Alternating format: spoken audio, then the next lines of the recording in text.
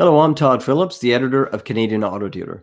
I'm here today on behalf of the Canadian Dealer Academy. We're talking to various faculty members to have them share their insights about how to operate in the midst of a pandemic.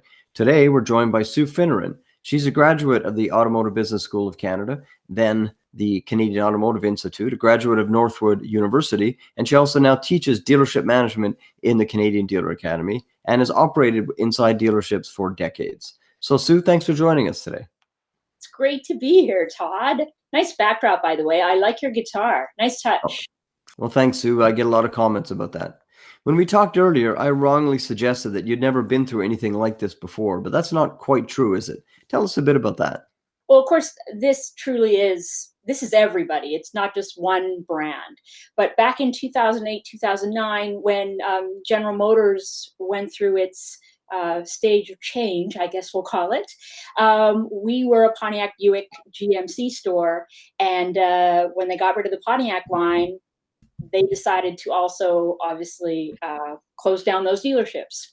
So if they had a town with two strong stores, they closed down one, and we were one of the ones that got closed down. Even though we'd been top CSI, we'd won double Eagle awards, we'd committed, we were on all the committees, everything, we lost it. And at that time, you're worried about your staff, you're losing your customers. It was not a fun time for those GM stores, and for that matter, any GM store, because their stock shares were just, the price of the shares was plummeting, and people didn't want to buy a GM because they didn't know. So I'm sure all those GM people out there that were around then can relate. Right. So everything that was needed then in terms of crisis management applies equally well today. Let's start with talking about communication for your team. You've got some staff members at home, some are at work, a lot of anxiety in both of those camps. In terms of being able to keep morale up and keeping the team engaged, what would you recommend in terms of a communication strategy for dealerships? It's so very important, because without your team, you are nothing. So, if you've got those people working, maybe buy them lunch every day, do something like that, or bring in cookies, or who knows what. For the people that are off, you need to be staying in contact with those people once a week. Give them a call, find out how they're doing. It's so hard to get great people. You don't want to lose anybody during this time. I think, again, just staying in touch, and everybody meeting together and being a team, and also them keeping them aware, keeping them informed of all that was going on. That's what creates a lot of strife in stores, is the lack of communication from leadership. You need to be in touch. They need to be a part of the team. They have some great ideas if you ask them. But if you never ask, they never get the opportunity. So very important. Just stay in touch, get everybody together for huddle meetings every day, and let them know you care. That's the biggest thing. That's good advice. And there's a group of other people that dealers need to communicate with as well. Their OEMs, their suppliers, banks, others. What advice would you have to dealerships to try to make sure that they can keep all those channels of communication open? So obviously you want to be in touch with your banks, your suppliers, and you want to be calling them before they call you. Pull out all of your contracts, check and see what's coming due, check and see what you don't need anymore, and then just get on the phone and start negotiating, whether it's paying your dealership rent, whether it's your coveralls and shop towels, those sorts of things. It might be your DMS provider. Who knows? Call them all and figure out a way to manage payment, and figure out who you need to pay first and who you can kind of put off a little bit. See if you can pay just 50%, make some deals. That's great advice, Sue. When we talked earlier, you said dealerships really need to get lean and mean. What exactly did you mean by that? I think that a lot of people out there are realizing that we can do a lot with a little. And because now they're having to not have all that staff around, and they're going, wow, we don't need all those people, or we don't need that extra widget that we had before, or whatever it may be. And just be very, very conscious of every dollar that you're spending. And yes, it may mean clawing back your staff a little bit going forward and into the future, but you want to keep those great key people, and you'll be amazed if everybody has the same buy-in that you do, what your team can produce. Well, when staff do come back to the dealerships, they may well come back to different roles. There may be different roles in customer service, maybe sanitization of vehicles, maybe more digital retailing roles on the sales side of things. What advice would you have for dealerships in terms of making sure they have flexibility in terms of maybe adapting people to some of these new roles? Yeah, very much so. It's going to be, you may even see dealers putting their parts online, at least some of their, their popular items if they sell to a lot of, other stores in town. Obviously, sales has been headed that way now for a while, but I think we're going to get even more so. And so now's a great time for your sales staff to come in and do personal video walkarounds of your used and new inventory. Great time for them to do YouTube reviews, post them up online.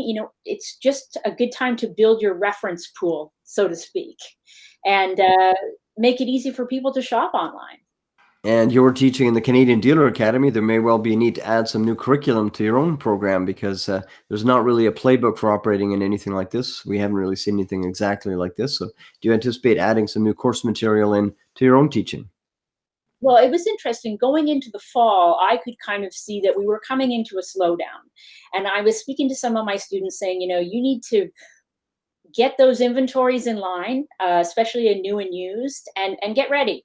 And, if you can carve a few expenses down and, get lean and mean, one of my favorites, um, I think it's a great idea. And they were all kind of going, nah, yeah, whatever. Because most of them have only been in the business for, maybe 5 to 7 years.